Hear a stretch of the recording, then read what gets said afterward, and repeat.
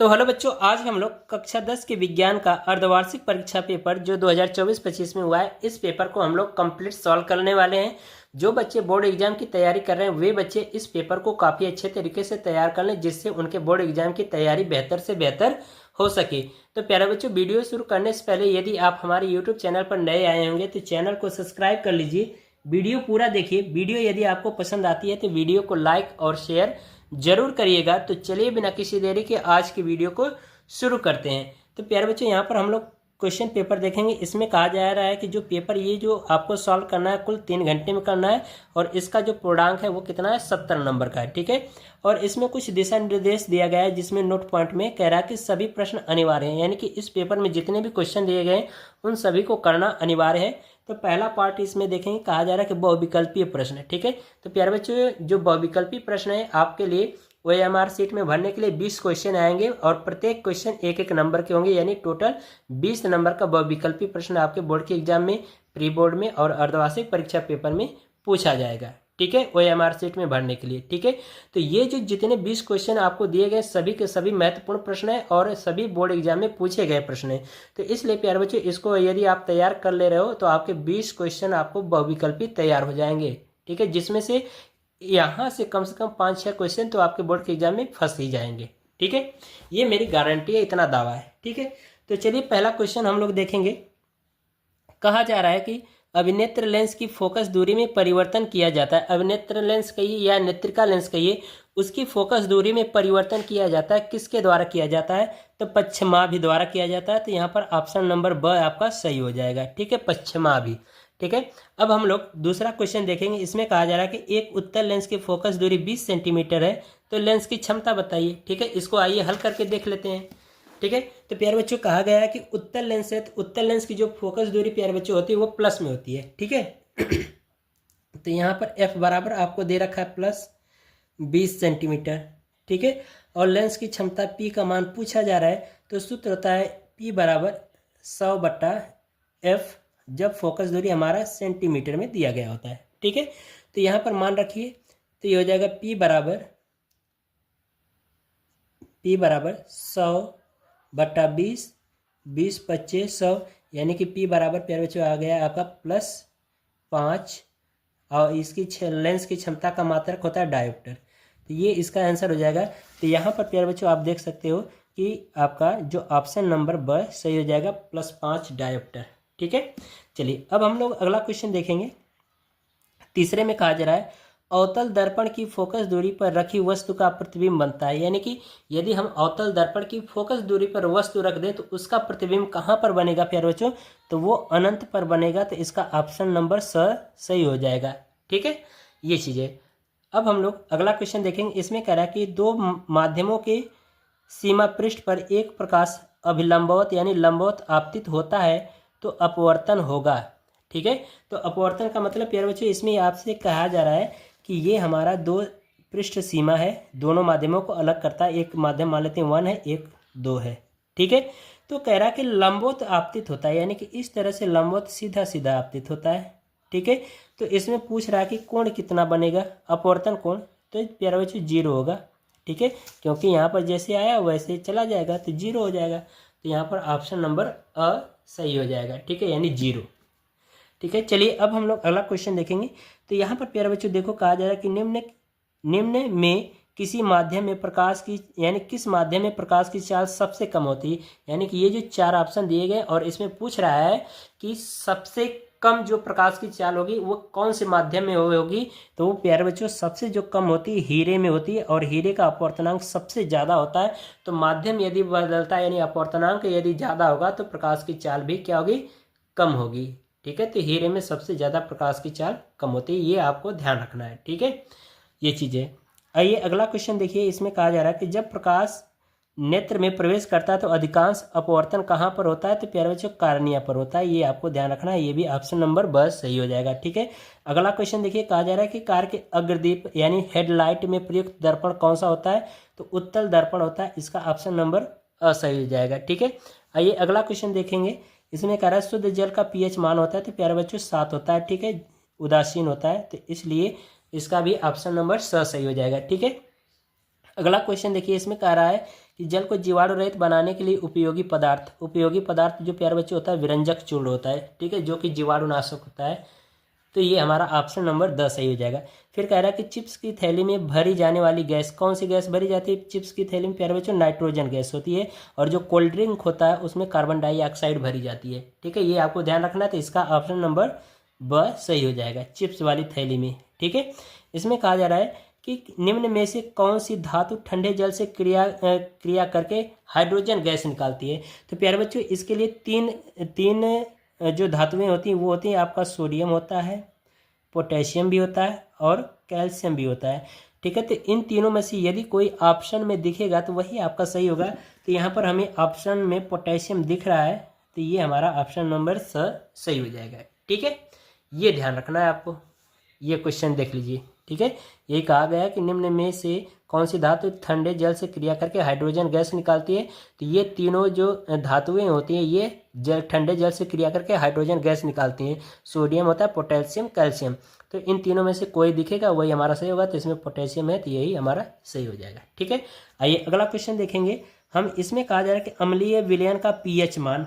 अम्लीय विलयन के लिए प्यारे बच्चों इसमें एक आपको पीएच वैल्यू जब पढ़ाया जाता है बताया गया होगा कि इसके लिए कुछ स्केल होते हैं, ठीक है। तो यहाँ पर मान लेते हैं 7, ठीक है, यहाँ पर होता है 7। तो इधर चलेंगे 6, 5, 4, 3, 2, 1 और इधर भी ऐसे ही चलेंगे 8, 9, 10 ऐसे आगे बढ़ते जाएंगे। तो ये प्यारे बच्चों जो पीएच मान है यदि 7 से कम होंगे तो वो हमारा क्या होता है? अम्लीय होता है, ठीक है। यदि 7 से ज़्यादा होता है तो वो क्या होता है? क्षारीय होता है, ठीक है। तो इसमें पूछ रहा है कि अम्लीय विलयन का पीएच मान है, तो अम्लीय विलयन का पीएच मान क्या होगा? 7 से कम। ये कर्म लिखा है लेकिन कम होगा, ठीक है। तो 7 से कम, तो इसका ऑप्शन नंबर ब सही हो जाएगा, ठीक है। तो ये चीज़ है। अब इसके बाद प्यारे बच्चों देखिए इसमें कहा जा रहा है कि विरंजक चूर्ण का रासायनिक नाम होता है, तो इसका अ ऑप्शन सही हो जाएगा, ठीक है, कैल्शियम ऑक्सीक्लोराइड, ठीक है, ये ध्यान रखना। और इसके बाद 14वें क्वेश्चन में कहा जा रहा है कि पौधों में प्रकाश संश्लेषण द्वारा भोजन का निर्माण होता है, तो पत्तियों द्वारा होता है, और जड़ों द्वारा क्या होता है? जल का अवशोषण किया जाता है, ठीक है, ये ध्यान रखना। चलिए अगला पार्ट देखेंगे इसका। अगले क्वेश्चन में कहा जा रहा है, यहाँ पर कह रहा है कि 15वें में ग्लाइकोलिसिस के अंत में कितने एटीपी अणु का शुद्ध लाभ होता है, ठीक है। तो इसमें प्यारे बच्चों जो होता है वो 4 होगा, ऑप्शन नंबर अ सही हो जाएगा। फिर कह रहा है फुफ्फुस धमनियों में रुधिर चलता है। फुफ्फुस धमनियों में रुधिर कहाँ से कहाँ तक चलता है प्यारे बच्चों? तो ये हम लोग जानते हैं कि जो रुधिर चलता है हृदय से लेकर फेफड़ों तक चलता है, ठीक है। जो फुफ्फुस धमनी में जो रुधिर होता है वह हृदय से लेकर फेफड़ों तक जाता है। तो इसमें हृदय में भी है, फेफड़ों में भी है, तो इसमें कोई भी एक आप लगा सकते हो, ठीक है। तो जो कि हृदय से लेकर फेफड़ों तक जाता है, तो फेफड़ों तक ये वाला सही हो जाएगा, ठीक है, ये आप लगा सकते हो। फिर इसके बाद कहा जा रहा है कि पौधों में भोजन का स्थानांतरण होता है, यानी कि पौधों में भोजन का जो स्थानांतरण होता है वो किसके द्वारा प्यारे बच्चे होता है? जो संवहनी ऊतक होता है उसके फ्लोएम नामक भाग से होता है, ठीक है, यानी संवहनी ऊतक के फ्लोएम नामक भाग से होता है। तो इसमें फ्लोएम दिया गया है, तो ये ऑप्शन नंबर ब सही हो जाएगा, ठीक है, ये इसका आंसर हो जाएगा। 18वें कहा जा रहा है कि हीमोग्लोबिन महत्वपूर्ण भूमिका निभाता है, ठीक है। तो हीमोग्लोबिन महत्वपूर्ण भूमिका कौन कौन सा निभाता है? शोषण में भी सहायक होता है प्यारे बच्चों, उत्सर्जन में भी सहायक होता है, तो इसमें आप शोषण में भी लगा सकते हो, ठीक है, ये चीज़ें। तो यहाँ पर कहा जा रहा है कि लार में पाए जाने वाला एंजाइम टायलिन होता है, इसको आपको ध्यान रखना, बहुत ही मोस्ट इंपॉर्टेंट क्वेश्चन है, ठीक है। फिर इसमें कहा जा रहा है 20वें में कि स्त्री में आवर्त चक्र पूरा होता है, यानी कि स्त्री में जो आवर्त चक्र होता है यानी कि ये कितने दिन में पूरा होता है? तो वो 28 दिन में होता है, ठीक है, ये ध्यान रखना है आपको। तो इसका ऑप्शन नंबर ब सही हो जाएगा। फिर इसके बाद प्यारे बच्चों आइए अगले प्रश्न को देखेंगे। 21वें में कहा जा रहा है कि दृष्टि दोष से क्या समझते हैं, यह कितने प्रकार के होते हैं, प्रत्येक दोष को समझाते हुए इसका निवारण लिखिए, ठीक है। तो प्यारे बच्चों दृष्टि दोष का मतलब होता है जो हमारी आंखों द्वारा जब हम किसी वस्तु को देखते हैं तो कुछ न कुछ हमारी आंखों में कमियां आती हैं, जो कि हमें कुछ वस्तुएं धुंधली दिखाई देती हैं, तो कुछ दूर की वस्तुएं दिखाई देती हैं, नज़दीक की नहीं दिखाई देती, कुछ नज़दीक की दिखाई देती है तो कुछ दूर की नहीं दिखाई देती। तो ये जो कमियां आती हैं वही क्या होता है? दृष्टि दोष कहलाता है, यानी कि जो हमें दिखाई देने में जो कमी आ रही है वो हमारा क्या है? दोष है। तो ये कितने तरह के होते हैं प्यारे बच्चों? 2 तरह के होते हैं, ठीक है, इसको मैं बता दे रहा हूँ। ये जो दोष होते हैं दृष्टि दोष, ठीक है, दृष्टि दोष ये कितने तरह के होते हैं प्यारे बच्चों? 2 तरह के होते हैं। एक निकट दृष्टि दोष और एक होता है दूर दृष्टि दोष, ठीक है। निकट दृष्टि दोष में प्यारे बच्चों क्या होता है कि मनुष्य को नज़दीक की वस्तु दिखाई देती है और दूर की वस्तु स्पष्ट दिखाई नहीं देती, तो यह क्या कहलाता है?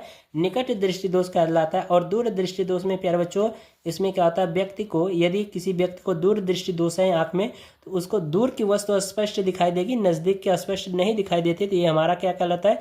दूर दृष्टि दोष कहलाता है। बाकी इसकी डिटेल वीडियो हमारे यूट्यूब के प्लेलिस्ट में पुरानी वीडियो में आपको मिल जाएगा, वहाँ से आप देख सकते हो, ठीक है। चलिए अगला क्वेश्चन देखिए। इसमें कहा जा रहा है नेत्र की समंजन क्षमता से क्या अभिप्राय है? बाकी कहा जा रहा है कि किसी निकट दृष्टि दोष से पीड़ित व्यक्ति का दूर बिंदु नेत्र के सामने 80 सेंटीमीटर दूरी पर है। इसके संशोधक लेंस की क्षमता बताना है, ठीक है, और प्रकृति बताना है, लेंस की प्रकृति, ठीक है। तो ये चीज़ है।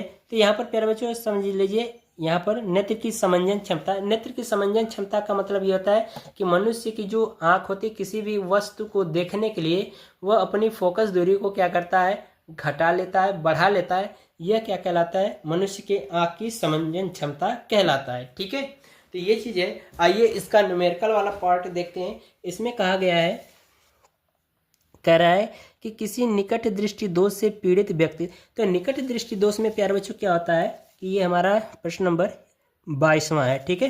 प्रश्न नंबर 22 को देखेंगे।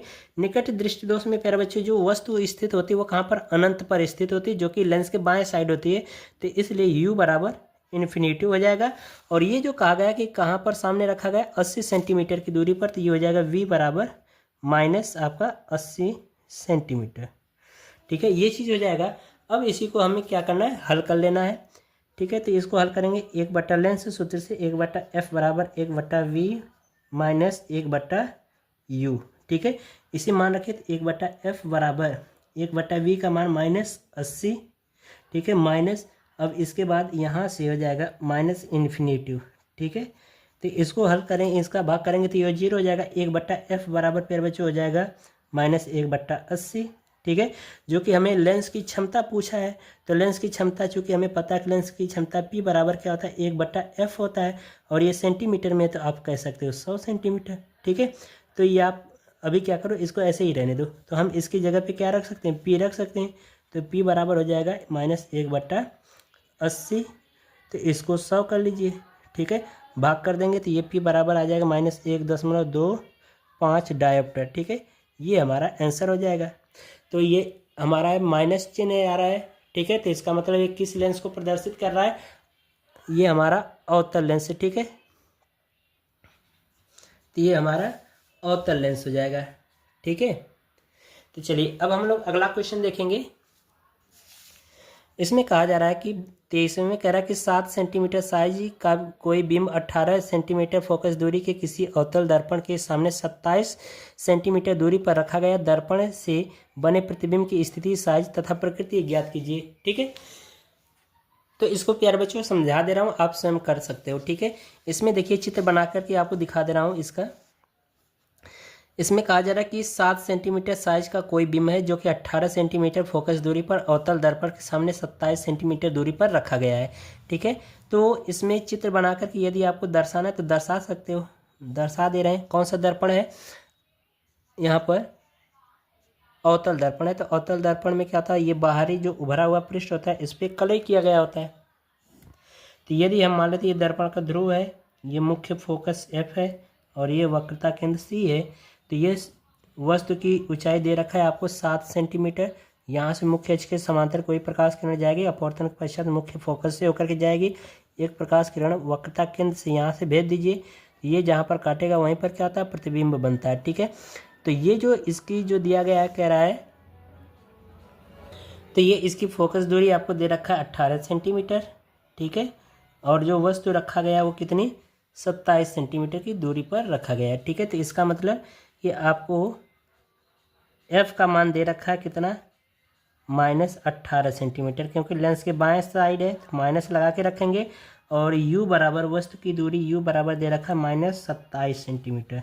ठीक है, तो v का मान आपसे पूछा जा रहा है, तो दर्पण का सूत्र होता है 1/f बराबर 1/v प्लस 1/u से।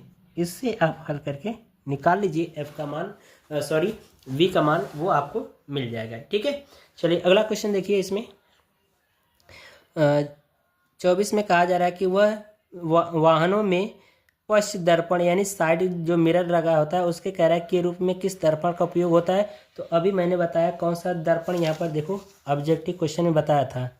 ठीक है, यहाँ पर कौन सा उत्तल दर्पण का प्रयोग किया जाता है। ठीक है, तो उत्तल दर्पण हम क्यों करते हैं, ये क्या करता है उत्तल दर्पण, वस्तु का जो प्रतिबिंब बनाता है वो सीधा बनाता है और छोटा बनाता है, तो इसलिए हम क्या करते हैं उसको साइड मिरर में लगाते हैं। ठीक है, वाहन यानी कि पीछे की जो गाड़ियां आ रही हैं, जो वस्तुएं, उनको स्पष्ट हम देख सकें। ठीक है, तो इसलिए ये इसको लगाया जाता है। तो इम्पॉर्टेंट क्वेश्चन, इसको आप देख लीजिएगा। ठीक है, बाकी ये देखिए कह रहा है कि कोई अवतल दर्पण अपने सामने 10 सेंटीमीटर फोकस दूरी पर रखे किसी बिंब का 3 गुना आवर्धित बड़ा वास्तविक प्रतिबिंब बनाता है, तो दर्पण की कितनी दूरी होगी, यानी दर्पण की फोकस दूरी आपसे पूछा जा रहा है। ठीक है, बहुत ही बढ़िया क्वेश्चन है, इसको देख लीजिए। ठीक है, इसमें कहा गया है कि जो वस्तु है दर्पण के सामने 10 सेंटीमीटर की दूरी पर रखा गया है। ठीक है, 24वां का ख क्वेश्चन है, इसको देख लीजिए। ठीक है, तो इसमें कहा जा रहा है कि जो वस्तु की जो दूरी आपको दे रखा है u बराबर -10 सेंटीमीटर हो जाएगा। ठीक है, क्योंकि हमारा यहाँ पर अवतल दर्पण है। ठीक है, बाकी कह रहा है कि जो प्रतिबिंब जो बन रहा है, ठीक, कह रहा है कि 10 सेंटीमीटर दूरी पर रखे किसी बिंब का 3 गुना आवर्धित होता है। यानी कि इसका मतलब प्यारे बच्चों, ये जो आवर्धन क्षमता है, आवर्धन है, इसका मान आपको 3 सेंटी यानी 3 दिया है, यानी 3 गुना आवर्धित हो रहा है। तो ये अवतल दर्पण है, तो इसलिए यहाँ पर भी माइनस चिन्ह लग जाएगा।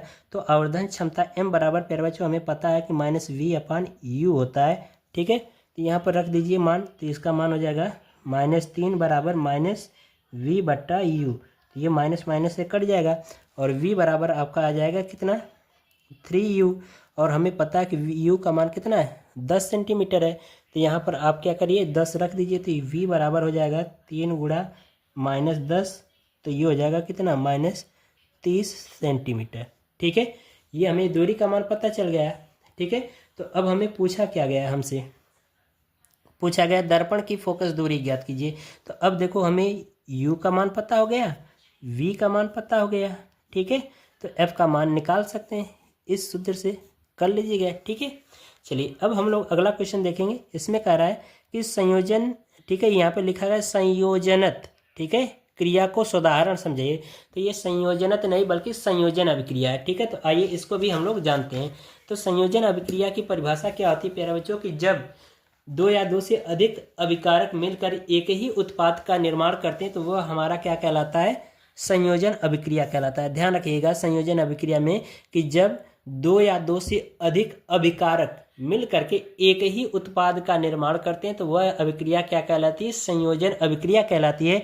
जैसे उदाहरण में कहा गया है, तो उदाहरण देखेंगे इसका। तो उदाहरण में जैसे मैं कहूँ कि जो जल है, हाइड्रोजन के 2 अणु और ऑक्सीजन, यहाँ पर एक अणु मिलकर के जल बनाता है, लेकिन ऑक्सीजन को O2 लिखा जाएगा। तो इसलिए इसको 1/2 से गुणा करा देंगे तो ये हो जाएगा H2O।